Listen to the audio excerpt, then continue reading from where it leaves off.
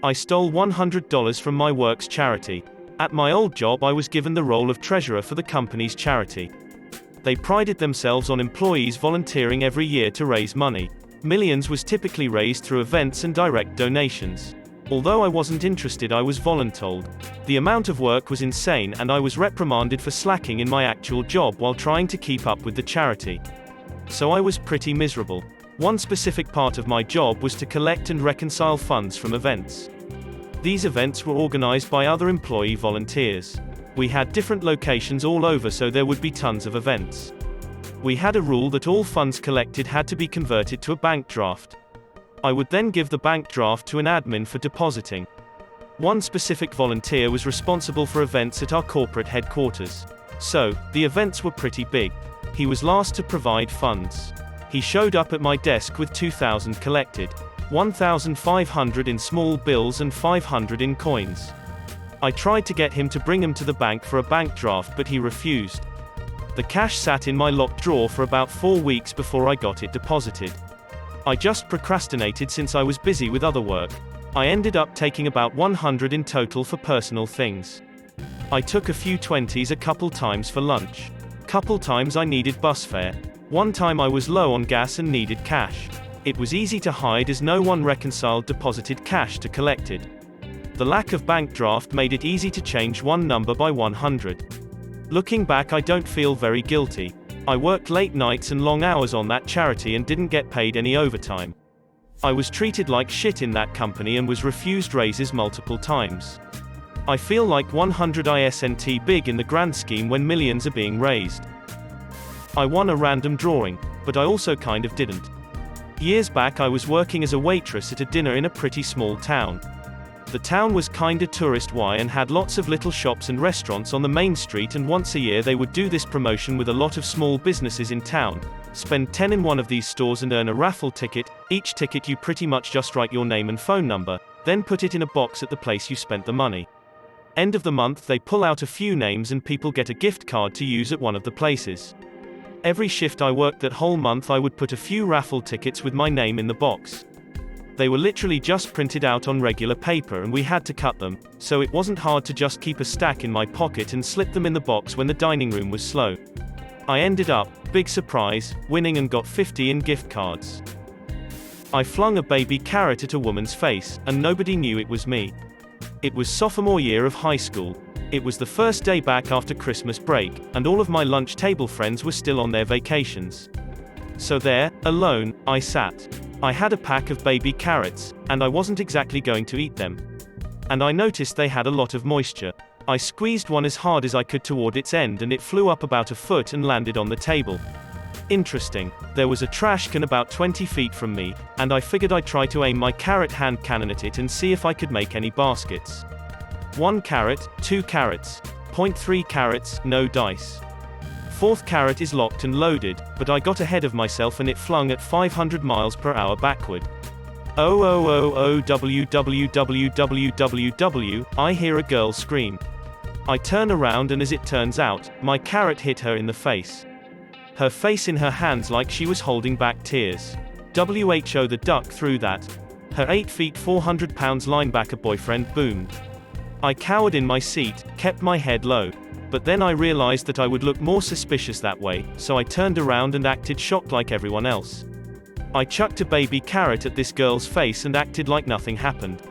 I, unbeknownst to everyone else, became the mystery carrot flinger that year. This isn't a confession, this is the story of how the baby carrot killer was born. That's still kinda sick, I'm going to try that later.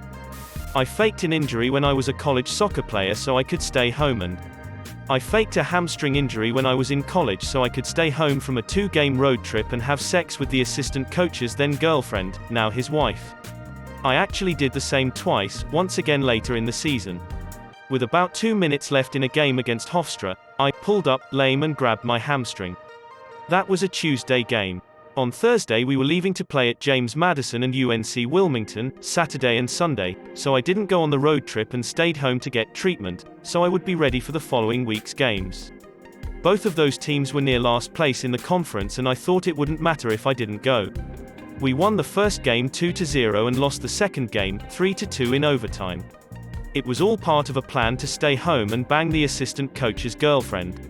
I was 20, she was 30, so it was kind of a big deal to be nailing an older woman like that. So we did the dirty for 4 straight days, and even more weird, we watched the live stream of the games on her home computer. I did the same thing again later in the season when we were playing William and Mary in a game that didn't really matter. We were already in the playoffs by then. So I told the coach, I felt something in my hamstring again, and he let me stay home, and I spent the next 2 days torching the assistant's girlfriend again. He moved on to take the head coach job at a bigger school, and they're married now.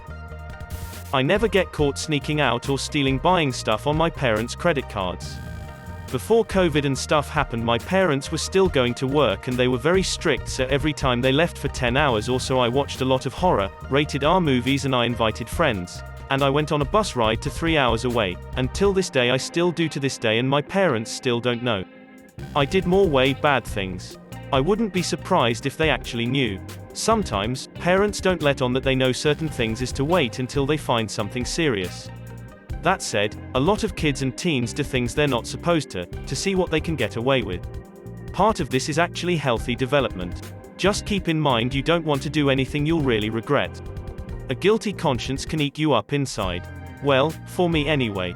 100 They know. I thought I was slick in high school. Turns out my parents had a bead on everything I did, and let me go on because they figured I'd wrangle myself, which I did in the end. Lol, that made me spit my tea, couldn't be more accurate. How is it that you think credit cards work? Do you assume you buy something and the charges are just in the ether, or something? Your parents get a statement that tells them literally every single line item charge that has been spent. Unless your family is extremely wealthy and just pays the bill without reconciling each month, which, to be fair, I know people who do, then they 100 know what that you're using it. They either don't care because the charges are small, or perhaps you're using it for things they also use it for, like bus fare, so the charges aren't standing out. Either way, they know, or will know if it continues. Lol, they either know or will know. Parents aren't idiots, they often did the very things you were doing when they were younger too. Stop spending money on your parents' credit card, you're going to get them into debt which will affect you directly. And also, stealing is wrong. Your parents know, and you break their heart a little bit every time you do it. Source: I am the parent of 2 adult children. They were smart enough to steal from me and not leave a paper trail. But I still knew. No way in hell they don't notice credit card charges. Grow up. Stole my dad's bulldozer and pushed a stump onto the neighbor's property instead of chipping it up. I was supposed to cut up a large stump and put it through the chipper when I was maybe 12. Instead, I stole my dad's bulldozer and pushed it into the ravine and off of our property. Then I took a rake and got rid of all of the tracks. I used to arrange to meet older men but never turn up. When I was around 15-ish, I had left school and was left home alone a lot as my mum and stepdad had to work, so I used to go into chat rooms and get talking to old, usually pervy, men. I did used to pretend to be 28, I have no idea why I chose that age. One time I got real close to this guy, he was in his 40s and lived in Newcastle. I said I lived in Manchester, I really lived in Cambridge, so was perfectly safe. He liked to boast about how rich he was and how big his dong was. I arranged to meet him. I didn't have a mobile phone at the time, so couldn't give him my number. He should have known by that. I think I went shopping with my mum that day, but by the time I went onto the chat room that night, half the people hated me and the man was furious. He told me he'd used the last of his money to get the train and had waited 2 hours for me to turn up. I don't feel bad, it was his stupid fault for not even thinking it through. I used the same homework assignment in my history class for a below average grade. When I was in the 8th grade, I set up some trust with my history teacher. I did this accidentally by doing every homework assignment 100. After this trust was established, I used the same sheet of paper covered in writing and would get full credit every time.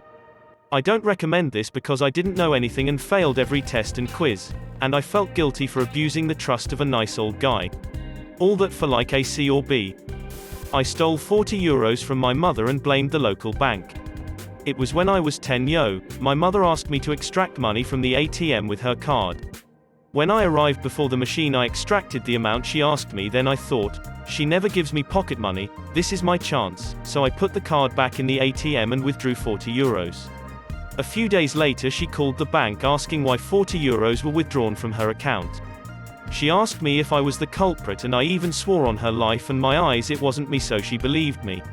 9 years later, she still doesn't know it was me. I blamed the bank because it already happened once. The bank stole her €100, but they gave it back anyway. But I never knew they had given her back her money, so I thought I could blame them for that too. And it worked. Hey guys, if you like this video, then smash that like button. Subscribe to the channel for more contents like this. And don't forget to press that bell icon to get notified for future videos. Thanks for watching. Click here to see more videos.